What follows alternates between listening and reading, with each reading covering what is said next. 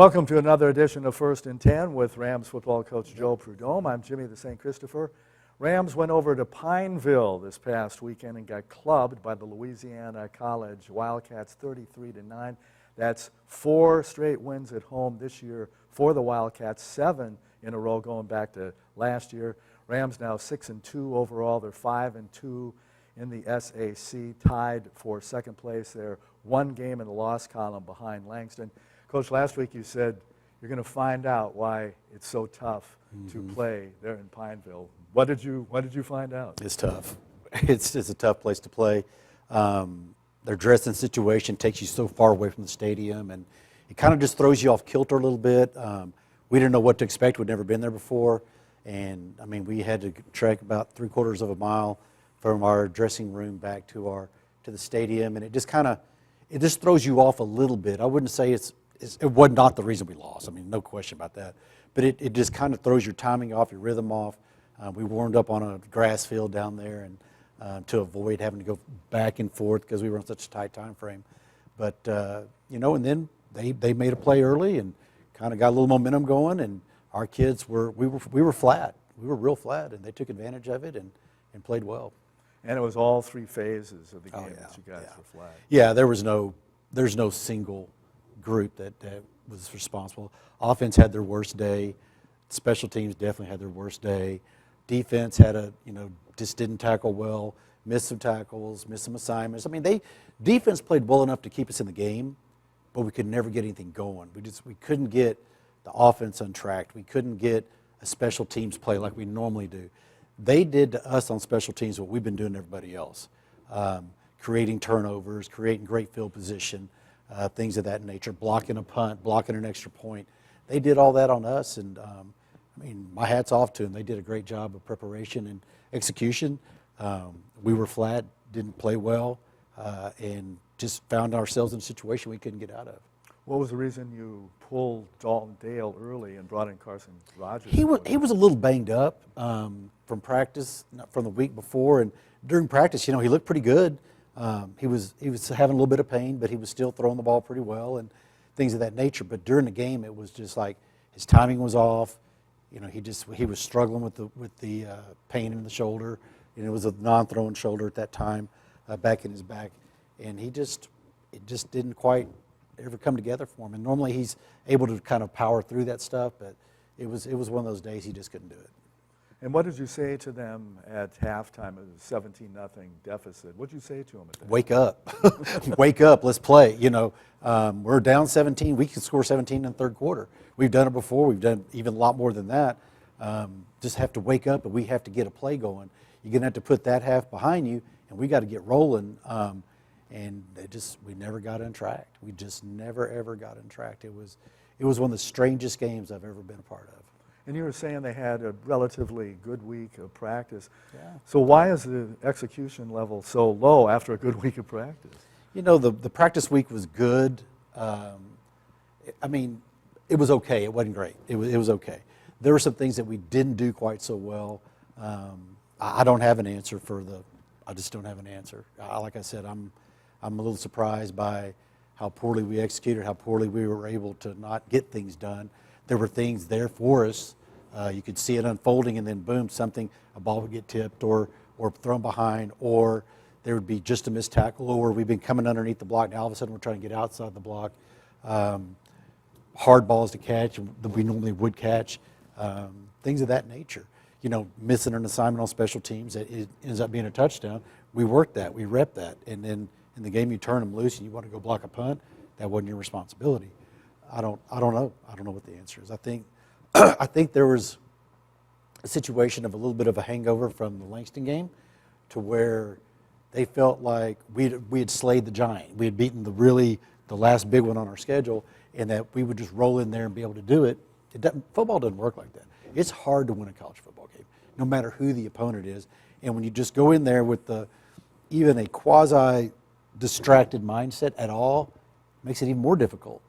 And then you don't execute, and then they start executing well, and it's just hard to reel all that back in, and we never did.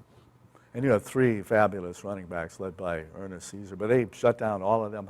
What did they do to close down their running game? Basically, they brought their safety down close, and he was a free hitter. He was unblocked all night, and he was able to get in there in the line of scrimmage and really cause some havoc.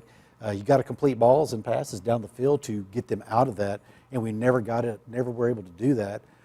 There was a wind. There was a really significant wind, probably a little over 20 miles an hour at a diagonal angle, but you still have to make plays. They're in the same situation we're in, and they didn't throw any long balls, but we needed to complete some enough to back them off, and we just never did. And so the free hitter was a big factor in the run game. And you said last week that Usal Pomero, their quarterback, we had to contain him, and he went off for 134 yards and a couple of TDs. They had 267 yards running. Did they do anything different that you didn't expect in the run game? Well, they ran the quarterback more than we thought. We didn't think they would run him that much. We prepared for it. We practiced it, but then we didn't execute it. We had some missed tackles. We had some missed assignments, and they hurt us. But he ran well. We didn't tackle as well as we normally do. And when you're running the quarterback, you got 10 blockers instead of 9. And that really worked to their advantage. And he threw the ball well enough to keep us off balance. He was hitting the route we had worked on all week. We just did not get ourselves in a position to play. And you guys were 1 for 13 on third down. That's got to be real frustrating. Incredibly frustrating. It was the most frustrated that I've been a part of as a coach, at any level, at any time. I mean, it was like we knew what we needed to do. We had worked on what we needed to do. The big surprise was them bringing the safety up, which is fine. We've dealt with that before. But we're always able to complete balls to back them off. We weren't able to, and we just could never get untracked. And that's what was tough. And to have that many third downs that you don't convert, you really have very little chance to win a game when you convert 1 out of 13. That's just tough. How surprised were you that they had 5 sacks? Real surprised, very surprised. They did a great job. I mean, they were stunting, and mainly those sacks came from their front four, and their front four got after us. There was a couple times that the quarterback probably held onto the ball too long and didn't get rid of it when he could have, or he got flushed a little prematurely. Probably 2 of those, maybe 3, but 2 for sure. But still, we've been picking up stunts and blocks and blitzes, all that stuff they throw at us, we're able to pick up. We didn't pick it up, and we struggled with it. You mentioned probably was a hangover from the Langston victory. Yeah. Can you detect that during the week? I mean, Oh, yeah. Yeah. We detected it all week, and we addressed it, and I even told them, you got to look out. This is a trap game. What is a trap game? When I explained, on paper, you should be the better team, but when you get out there, that you're in a trap because they start to play really well. You didn't prepare to the level you should have, or in your mind, mentally have yourself ready to go. Nobody's going to roll over and lay down for you. Nobody's going to say, oh my, it's the Rams. That doesn't work. It doesn't work with any team, But they prepared well. We didn't prepare as well as we thought we had. We walked out there, and once they got up on us, they were in trap game, and it happened. So we addressed it all week. You got to be, because there were some times during practice where it got a little, I don't want to say nonchalant, but it was a little more casual than I like. So we addressed it at the time, but it's still that they were convinced that they were just so much better that they could do it.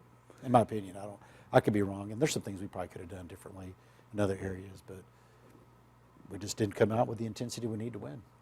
Usually in a loss, there's some bright spots from a loss. Is there anything you can learn from this loss? Sure. I mean, the only thing that I can see that we can learn from is you take nothing for granted ever. No matter the game, no matter the situation, no matter what it is, you take nothing for granted. And we've been really good about that this year. I mean, that had been a strength of this team, to never take it for granted and to really go. And it was weird because it completely flipped. It was out of character the way we played. But I guess that's about the only thing you can. That it's really hard to win a game, college football game, and if you don't execute to the level you need to, you've got a great chance to get beat.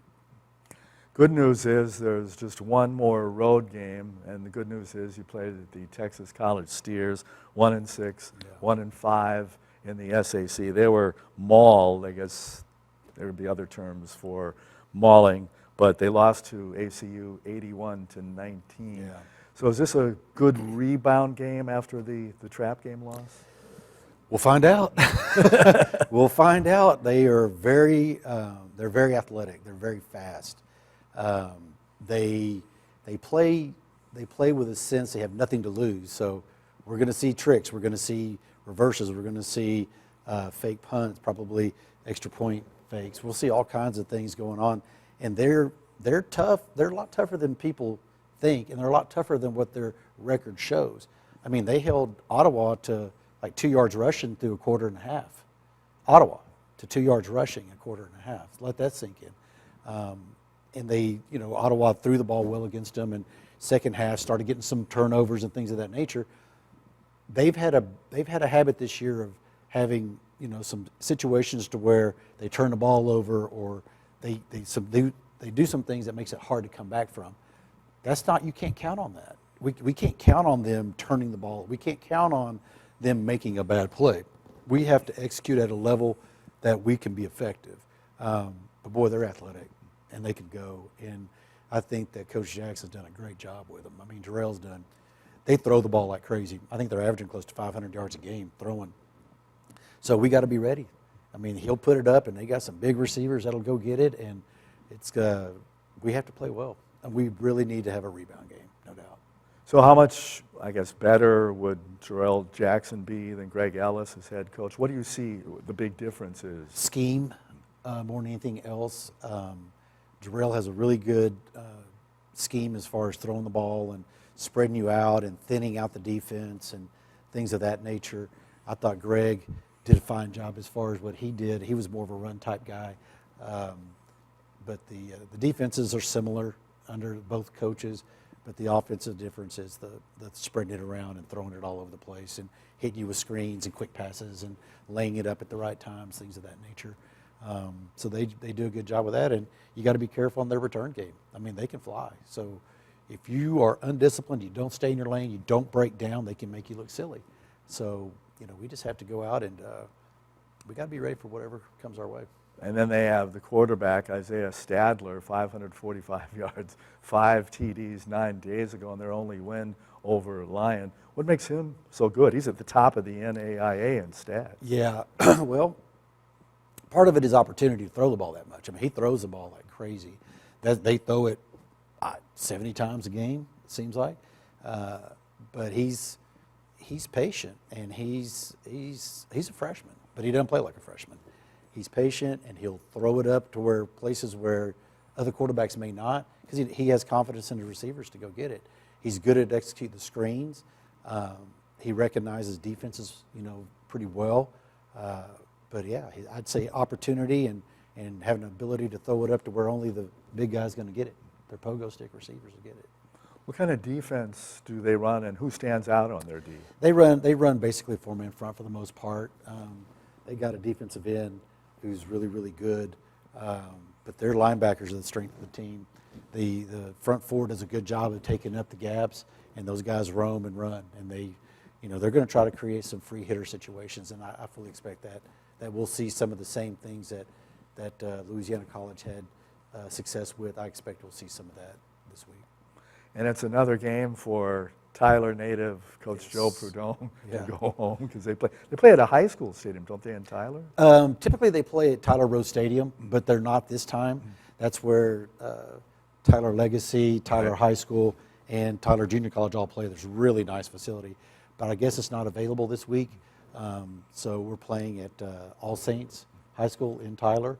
So yeah, it's going to be kind of neat to go home. I always love going to Tyler, and my dad we have a cattle ranch, and my dad's going to be having a cattle sale that day earlier. So he'll have his sale around 1 o'clock, and hopefully he can come over and watch us play, and it'll be kind of a neat homecoming experience. So it kind of works out that it's a 7 o'clock game, so you Yeah. can spend time with the family. Well, no, I won't get any time with the family. I will be with the football team, Okay. but I will get to hear about it after the game, but Right. no, I won't get a chance to see anybody. So I was going to ask if you were influential in having the time start at 7. So why did they start at 7 this late into the season? It's got to be stadium availability. I don't know. I would imagine they have a soccer games or something going on earlier, or ball games going on earlier, and that was the accessibility issue. I imagine that it's whenever it's available, you get it. With a late game like that on Saturday night. Would you leave here Saturday morning, or did you go over the day before? We will go the day of, for sure. I mean, it's a 2-hour drive, so it's not a bad drive. You know, rule of thumb for us is anything over 4 hours, we'll stay overnight, but if it's not less than 4, we'll plan on going the same day. We'll go that day, get there early, eat in Tyler, and then get over to the stadium, try to be there about 4 o'clock to start preparing, taping, getting ready to go from that point. I'm sure you will have spit the taste of this bad loss out of your mouth by then, and it'll be hopefully a better trip home for Coach Joe Prud'homme this week. Yeah, there's only one way to get rid of that taste in your mouth, and it's been a really bitter one this weekend. It really has. Do you think they'll be looking for blood now? Of course, I would hope so. We will get to see how we respond. If they're not, I'll find others on the team that will. I mean, we're going to go out and we're going to play at a level that we have to play at a high level of intensity and execution. If you're not up for that, then you're going to get replaced. We'll find somebody else to do it. I'm not in the mood for anybody that's pouting or hangover. We could have done this. I'm not up for that. You got one job to do: turn the page, play like we were playing, and go get after it. And that's the only acceptable outcome. Well, hopefully it'll be a good homecoming for Coach Joe Prud'homme this weekend. And go get him, Coach, to start another 3-game winning streak here for these last 3. And the good news is 2 home games after this game. Yeah. We'll just have to see what happens. Yep. All right. Thanks, Coach. Coach Joe Prud'homme. Jimmy Christopher saying so long. See you next time on 1st and 10.